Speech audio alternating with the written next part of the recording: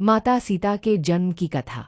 माता सीता का जन्म एक अद्भुत और दिव्य घटना थी। उनके जन्म की कथा इस प्रकार है। मिथिला के राजा जनक की चिंता। प्राचीन काल में मिथिला के राजा जनक बड़े धर्मपरायण और न्यायप्रिय शासक थे। उनकी कोई संतान नहीं थी, जिससे वे अत्यंत चिंतित रहते थे। संतान प्राप्ति के लिए उन्होंने भगवान शिव की आराधना की और एक यज्ञ करने का संकल्प लिया। हल चलाने पर सीता माता का प्राकट्य।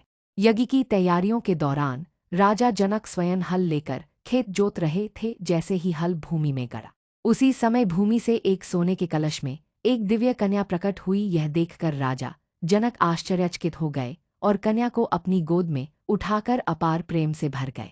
सीता नामकरण और दैवीय संकेत। राजा जनक ने कन्या को अपनाया और चूंकि वह हल, जिसे संस्कृत में सीता कहा जाता है, की नोक से प्रकट हुई थी, इसलिए उन्होंने उसका नाम सीता रखा। माता सीता पृथ्वी की पुत्री मानी जाती हैं और उन्हें भूदेवी का अंश माना जाता है। जानकी और वैदेही नाम। चूंकि राजा जनक ने उन्हें अपनी पुत्री के रूप में स्वीकार किया, इसलिए उन्हें जानकी भी कहा जाता है। और मिथिला का पुराना नाम विदेह था, इसलिए उन्हें वैदेही भी कहा जाता है। विवाह और रामायण में भूमिका।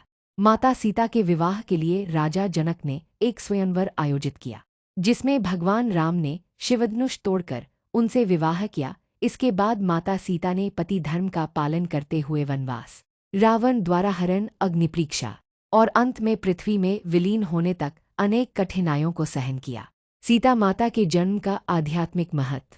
माता सीता त्याग, प्रेम, धैर्य और नारी शक्ति का प्रतीक है। उनका जीवन हर स्त्री के लिए प्रेरणादायक है कि कैसे धैर्य और धर्म के मार्ग पर चलते हुए हर कठिनाई का सामना किया जाए। सीता नवमी के दिन भक्तजन माता सीता का पूजन कर उनसे धैर्य, प्रेम और शक्ति का आशीर्वाद प्राप्त करते हैं।